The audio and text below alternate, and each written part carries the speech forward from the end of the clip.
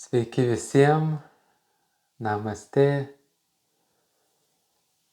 Šiandien noriu pasidalinti gražią temą, pakalbėti ir pasidalinti keletą savo patirčių apie maldą. Kaip atrodo žmogus, už kurį yra meldžiamasi, subtilioje erdvėje. Čia yra mano asmeninė patirtis. Aš nesakau, kad tai yra absoliuti tiesa, bet tai sutampa su kitų žmonių matymais ir patirtimis. Kadaise vienas žmogus sukontaktavo vaišnavas ir sako, bet mano šeimos nariui yra blogai, jisai guli ligoniniai ir ar galit pasimelst už jį, nes yra bloga būklė. Ir aš dažniausiai meldžiuosi po meditacijos, kada esu jungtyje su dvasiniu pasauliu, kažkokioj tai jungty, tada malda yra stipri, tada galimybė, kad ji bus išgirsta, yra tikrai didesnė. Malda visada yra išgirstama, bet po meditacijos yra daug nuoširdumo ir sąmonė yra pakilus. Ir tokia malda jinai labiau paveikia kūrėją. Tai. Na ir aš pradėjau koncentruotis į tą žmogų ir bandyti už jį melstis. Į man žiūriu, viduj pradėjau jaust, savo vidinėmis akimis matyt, kad tas žmogus šviečia. Aš galvoju, kaip čia dabar? Žmogus netoli mirties, kūnas labai prastos būklės, bet jisai šviečia. Aplink jį šviesa. Auksinė, baltai auksinė šviesa. Tai aš ir rašau tam žmogui, kad sakau, čia jau melstis nereikia, sakau, jūs pats meldžiatės, ar jūs ten daugiau jūsų meldžiasi šeimos narių, jis visas apgaubtas palankumu. Kitaip sakant, jam maksimaliai lengvai teks praeiti tam žmogui tuos išbandymus, tuos sunkumus, nes aplinkinių malda dalį sunkumų nuima ir labai daro sąlygas palankiam. Kartais būna, kad palei karmą žmogus turi palikti kūną ir nepaisant kitų maldų jisai palieka tą kūną, bet pats kūno palikimo procesas tampa palankus ir jam sekantis gimimas formuojasi palankus. Tai čia buvo viena patirtis. Antra patirtis buvo žmogus prieš operaciją paprašė maldos. Aš vėl pradėjau koncentruotis į tą žmogų, melstis. Ir žiūriu, kad tas žmogus irgi apgaubtas yra akinamos šviesos.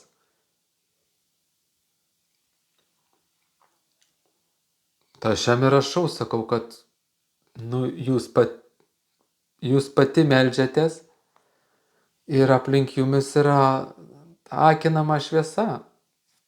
Jinai iš tikrųjų yra akinama. Bent aš ją taip matau.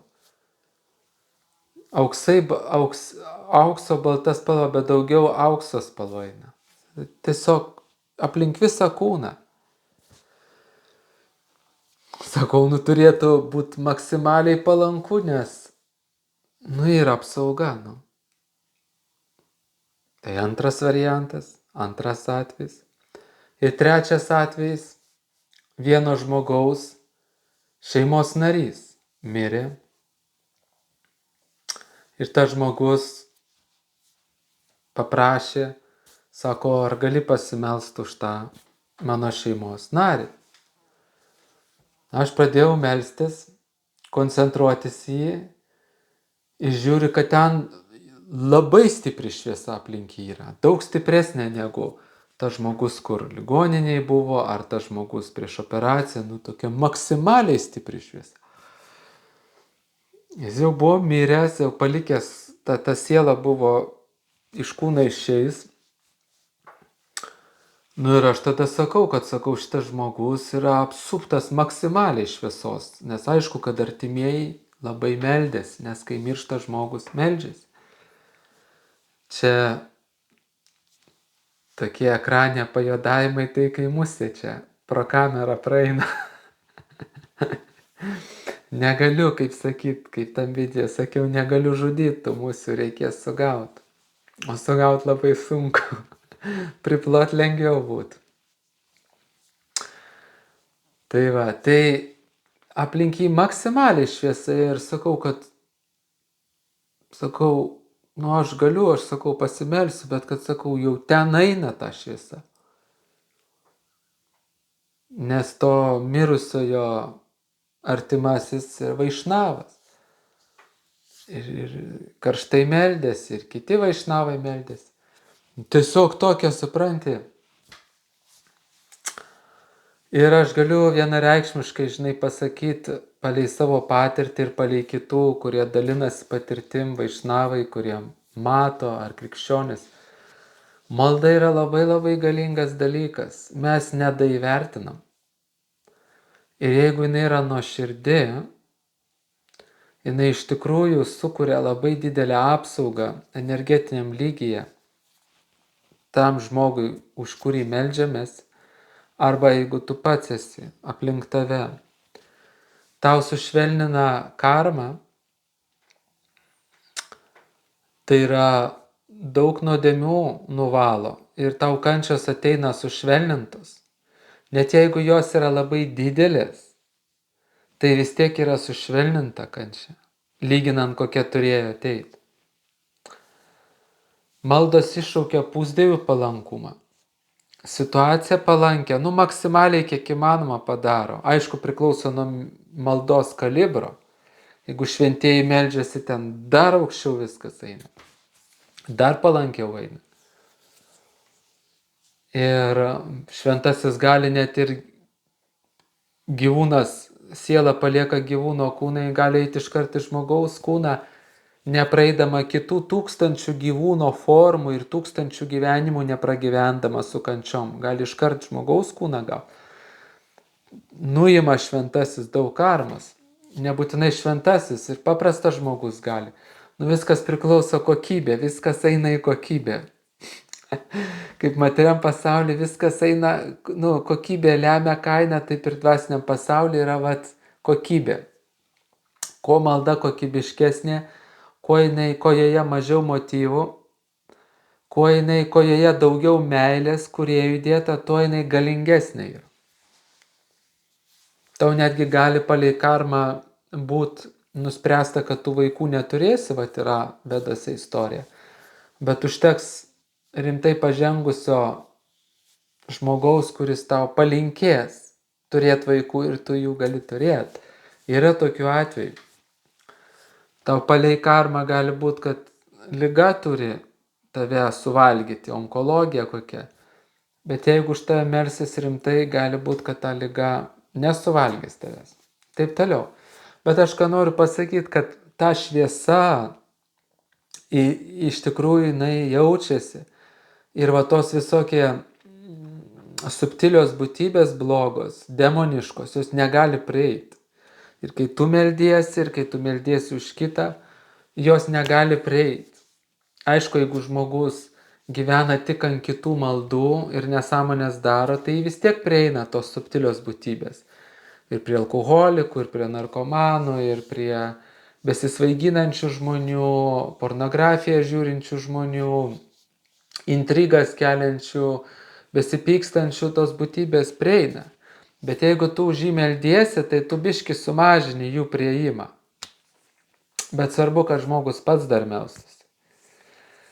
Ir tas reginys, tie vaizdai, yra nesulyginami su nieku. Ir ta šviesa yra tokia graži aplink žmogų, apie kurį meldžiasi, kad yra neįmanoma apibūdinti jokiais žodžiais. Ugnies šviesa, žvakės šviesa yra, tiesiog nublanksta, yra kaip bulvės lupena, palyginus prieš tą šviesą, kurie eina. Nors ugnies šviesa ir žvakės šviesa yra ugnies dievybė, aš nenoriu žaisti, bet ta šviesa yra kažkas tokio ir ją generuoja malda. Ir visi, kas šneka, kad čia malda, tai yra senovės pezalai ir 21 amžiuje, dirbtinio intelekto ir technologijų amžiuje, čia šitos visos nesąmonės neveikia, tai jie tegu kalbasi su ChatGPT ir paleidžia elektroninę muziką kokią mirusiam ar ten dar kažką. Ir dar kažką, žinai, bet tai jie tegu eina savais keliais su robotais ten. Bet tie, kas jaučia, žino, kad malda sukuria šviesą. Ir ta šviesa negali būti sulyginama su jokia šviesa,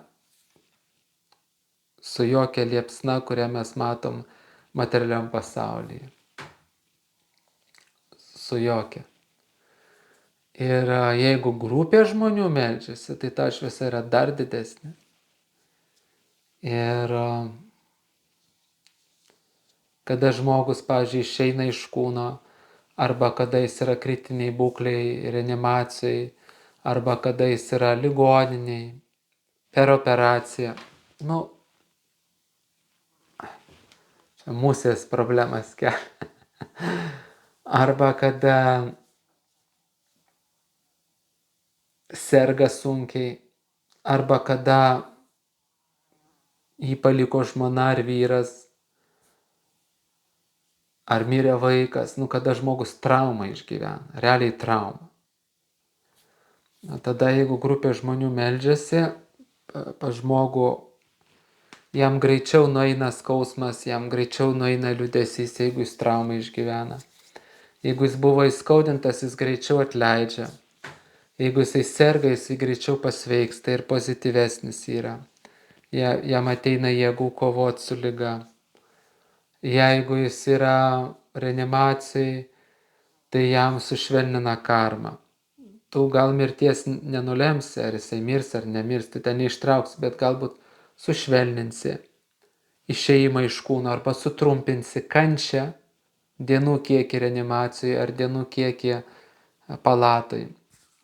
O jeigu jis jau išėjęs iš kūno ir jau pas jį ateidinėja mirties Dievo pasiuntiniai, žinau atvejį, kada irgi matanti moteris labai stipriai meldėsi ir jinai pamatė, kaip pas jos šeimos narį, kuris mirė, ateina šitos būtybės. Pamatė. Ir jinai pamatė, kad tom būtybėm buvo taip apaimtos durys susidarė. Jos liko už durų. Nuo maldų. Tai jos liudijimas, bet ten žmogus tikrai matantis. Tai yra labai labai gražios patirtis. Ir viena iš Rusijos ar iš Kazakstano, moteris, kur aš kažkada įrašą dariau, kai jinai buvo klinikinę mirtį patyrus. Ir kai jai pasirodė Krišna ir Džaganathos, ir kai vaišnavai giedojo kirtaną už ją, tai jinai matė, kaip tokios liktai melsvos ar kokios, jinai matė kitos spalvos energijos eina į ją. Ir bangos tokios eina į ją, suteikiančios be galo vidinę laimę, komfortą, šilumą, palaikymą. Bangos energijos. Bangos. Ir lygiai taip pat, kai mes darom tarpanam, kai siūlom šventintą vandenį mintimis ir pilam mintimis ant savo šeimos narių galvų, ant protėvių galvos, o prie gangos būnam, paimam gangos vandens ir pilam ant savo mirusiųjų protėvių, ant savo tėvo, mamos, žmonos, vyro, mintyse. Tad ta energija irgi eina ir jautresnis žmogus pajunta. Ir tie protėviai, kurie yra išėję, jie irgi tą vibraciją gauna. Jeigu jie yra tuo metu pragarė, tai jiem iškart mažinasi kančios pragarė. Jeigu yra aukštesnėse planetose, jie mato, kas tai daro ir jie gauna, kaip stiprybės, jėgos, galbūt prasilgina jų buvimas rojose, rojinėse planetose.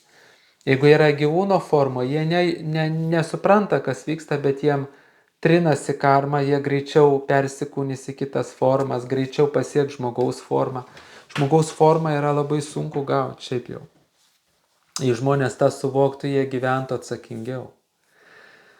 Ir jie jaučia vidinę laimę, kai už to meldžiasi, jaučia vidinę laimę. Aš noriu dar pasidalinti tokiu patyrimu, nepatyrimu, žmogus dalinas. Čia aš buvau prieš 20 metų Indijai, mano buvo pirma kelionė į Indiją ir aš labai nuoširdžiai už tam tikrus baktus melsdavausi Krišna Balaram šventykloje Iskono Vrindavane. Yra nuostabi šventykla.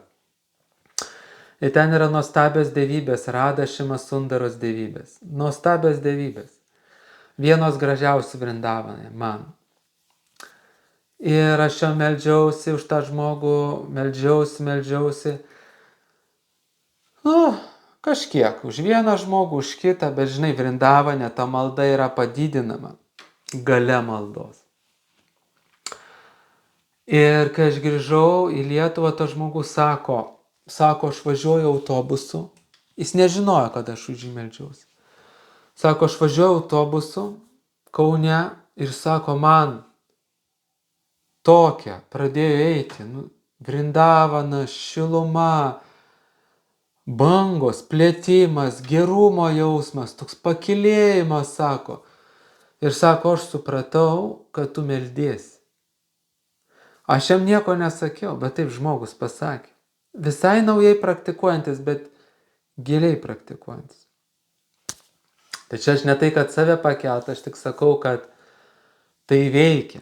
Ir kiekvieną dieną po savo praktikų išsakykime maldas pirmiausia už savo tėvą, motiną ir jų tėvus, mūsų senelius ir protėvius, po to už savo šeimos narius ir po to už savo artimuosius. Baktus, draugus. O taip tiesiog, užtenka atsimint, tas žmogus linkiu, viešpatie būk maloningas tam. Tiesiog užtenka atsimint. Aš taip darau už žmonės, kurie remia pamokslavimą remia mano veiklą, už giminaičius, už šeimos narius, už draugus. Aš tiesiog linkiu po maldos, po meditacijos. Siunčiu. Nes tu už kiekvieną žmogų nesukartosi mantrų, čia reikėtų labai daug kartot, nėra galimybių, bet palinki toj būsenai, kurią pasieki per meditaciją, po daug valandų meditacijos, sąmonė pakilus, daug energijos sukaupta dvasinės, esi ryšyje ir tada atsimeni vieną žmogų, kitą, trečią, ketvirtą ar grupę žmonių, palinki. Ir kiekvieną dieną tai darai. Ir tos kruopelytės sumuojasi ir žmogui, už kurį meldiesi, ateina ir apsauga, ir karmos užšvelninimas, ir stiprėja tikėjimas į Dievą ir daug kitų gražių dalykų vyksta. Tikėkime maldą, praktikuokime maldą, nesvarbu kokioj tradicijoje mes randamės. Tai tokį palinkėjimą aš galiu šiandieną duoti, pasidalinti ir ypatingai Ekadašius, tai yra irgi labai stipru. Buvo joginė Ekadašis, vėl teko pasninkauti, bet šį kartą vėl sugebėjau sausai ir netgi vibracijos nebebuvo kūne ir užmigt galėjau, tai tokią malonę gavau. Tai va tą dieną ypatingai tarsi dangus atsiveria ir tu labai gerai daug ką matai ir supranti. Ir tą dieną yra labai palanku pasimelsti už artimuosius ir beje už šituos besipykstančius Rusijas, Ukrainas, Iranus, už poną Trumpą, kad jie truputėlį visi nusiramintų, supranti. Nes jau žemėje tampa nebeįmanoma gyventi. Tiesiog, linki ir viskas. Ką tu gali daugiau padaryti. Tai va tiek būtų šiam kartui ir jeigu kažką įkvėpė mano paskaitos ir jūs norit palaikyti jas ar padėkoti, mielai kviečiu paremti, rekvizitai yra palikti po kiekvienų video įrašų aprašymuose. Tai iki kito karto, radė.